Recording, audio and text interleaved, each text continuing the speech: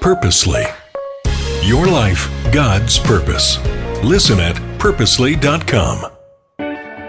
Wouldn't it be amazing if everyone knew what they needed to know about your child so they could love them? Whether you have a typically developing child or if your child has special needs.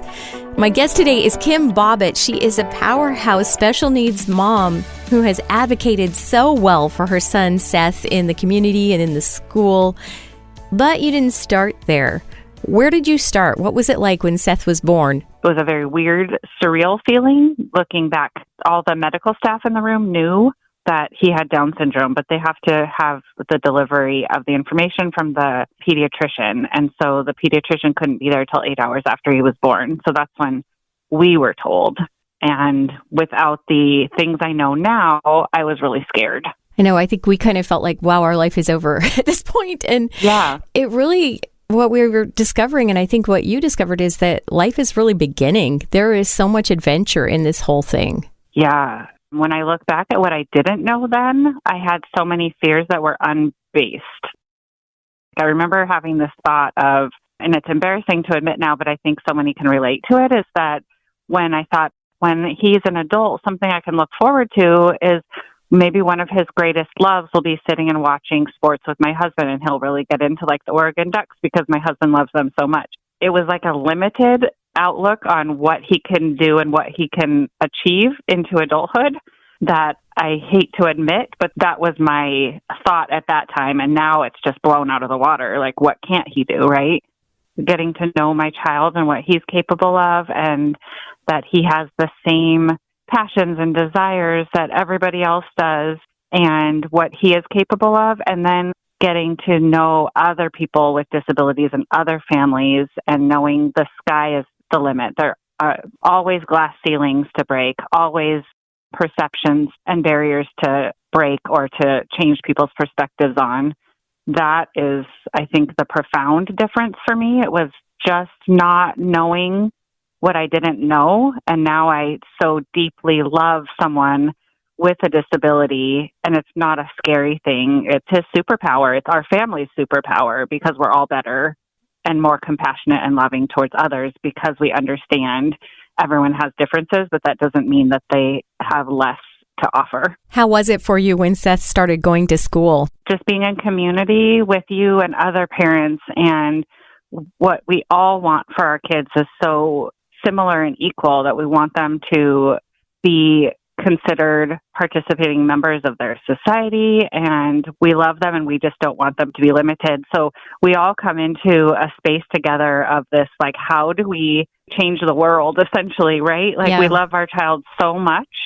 It breaks my heart every time I see my son's response to somebody that doesn't understand his abilities or lessens his potential. I see it in his eyes or his reaction. What does it look like if we don't limit our children? What does it look like if we have them have access to education just like their peers, just like their siblings? They offered a class called Ready, Set, Kindergarten that was really focused around the idea of inclusion and what it could look like and how to advocate for that. And so working with like-minded families just became such a passion for me, because it was seeing the struggles of others, my struggles, but being in community, and then seeing the little wins too. I think I just got really blessed and lucky to be in the school at the time that I was, being able to say to Seth's teacher, what would it look like if you put him in a different class with peers and we tried this differently? Why couldn't we just give it a shot? And they were just really open at that time to listen and try something new.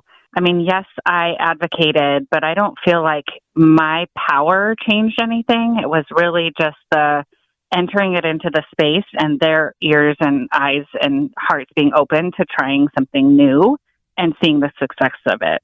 The thing that I remember is you showed me this picture, and it was Seth, and then it was almost like a trading card, but it was a piece of paper. It's like a resume that told of all his strengths, what he didn't like, how to talk with him. It was this beautiful introduction to who he was. The challenge is that he can't communicate the same way as his peers. This is a tool that allows others to have access to that. and not assume their own views on what Seth likes to do. I remember in preschool, I sent that to parents as well, sending, who is Seth? He can't tell you who he is, but this is about him. It's those guiding principles. I can always come back to Seth's sheet and say, like, but this is what matters. This is what I see for his future. This is what we dream of. So can we get back to these guiding principles? We have done that yearly, specifically for the school team. So anybody at school that works with him, I ask that they have that. And it has melded over the years. Like, I think it started about like his communication style, and we've added like what doesn't work for him, like loud noises, not waiting for a response. And then we've also added this vision for Seth, what we envision his future could look like. There are some things that are really powerful in that. Him being able to be in community with equal participation, him giving access to leadership opportunities because he is a leader, having a relationship with his brothers. Oh, and also he loves YouTube and he likes to watch like cooking videos. He likes to pretend to cook. So he could run his own YouTube cooking channel someday. He definitely wants to have his own YouTube channel and tell everyone to subscribe. I guarantee that. But, well, yes. Well, I'll subscribe easily and fast. Yes. Yes. In some ways, I think we all would do better if we had a sheet on ourselves that we could hand to somebody and it would sort of explain, hey, here's my limitations. I might be a little strange in this way, but I'm worth it because here's what I really am in my heart. Yes. And actually learning from Seth and this tool that we use for camps and church events and school and just anywhere that I am not able to be as much of a voice for him. Mm-hmm. But I use it now for my other two kids. They have a vision statement and their strengths, and I send that with them to school too, because each one of us needs to be able to communicate. It's hard for me to tell you who I am, but here's a little glimpse into who I am.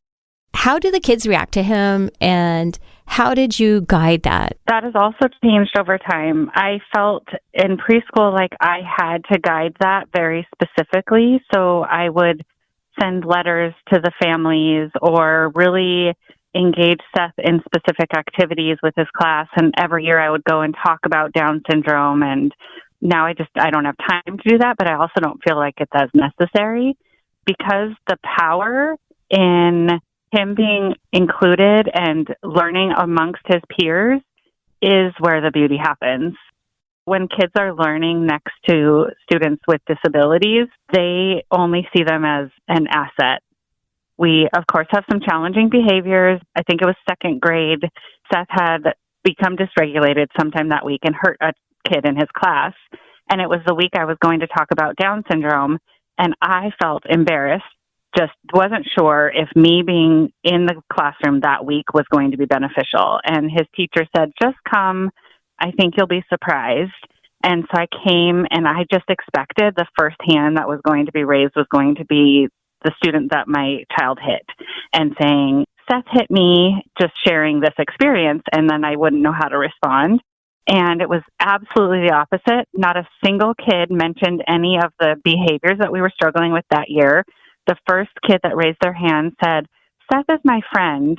And another kid said, Seth is the helper that shares the hand sanitizer at the door. Oh, wow. Everything was this positive attribute for Seth being in the class. I had this different perception, not the children. The students in the class were like, Seth is our friend, period. What are some things that you would share with a new parent who has a child with special needs? I'm going to go back to when I first had Seth and I reached out for parent support and you and I got connected and I shared some of my really deep, hard feelings, and your response to me was that all feelings are welcome and acceptable and basically nothing is off the table. So I would share that same sentiment with somebody, that all of it matters and all of it is important, because walking through all of those feelings is where kind of like the oyster and pearl, like that's where the pearls are formed. It's not easy. We have bumps and we have bruises and we have the dents from the hard work. And I think that's just being in community with others. So I have to remind myself that that isn't a bad thing necessarily. It can be a good thing, because from challenges come great responses and change perspectives and more love and more compassion? The answer is lean in with love. So if I lean in with love and we lean in to Seth with love, we're always going to come out with a change in perspective. Have you changed at all spiritually since you started this journey with Seth? Yes, absolutely. To be honest, I've struggled much more spiritually just because of perspectives of others. I don't know that churches do really good at including people with disabilities. So I've struggled, quite honestly, with that. But I will say my own journey has strengthened because when you take away the labels and the strict rules and those kinds of things, there is so much more joy and freedom to experience God's love and His providence for those around you. When I see others do that, currently in our church that we attend, quite a few people who are neurodiverse, and putting them in leadership positions, just really truly working towards meaningful inclusion. It's exciting. When I hear you talk, I get excited and I see endless possibilities. And I think my hope for families would be that they would dare to dream big. Lean in with love, every situation, every person. And that's the work that I know Jesus wants for us. Thank you so much for being here for the Unexpected Adventure. Hope, help, and healing for families with special needs. If you like this, pass it on to a friend or leave a review. And check out other cool content on purposely.com. Thank you for joining us. We will see you next time for the Unexpected Adventure.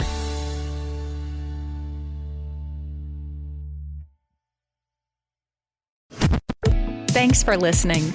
We just wanted to take a minute to let you know that just like you and your family, Purposely is also part of a family, the Krista family of ministries. Krista helps kids and teens learn and grow in their faith at King Schools and Miracle Ranch Camp. And Krista shares Jesus with people in the poorest, most remote places through World Concern. Krista Senior Living is a community of love and care, and Krista Media is a place of hope on the radio. God is changing lives through these 5 ministries, and Krista is on mission to share the good news of Jesus. To learn more, visit Krista.org.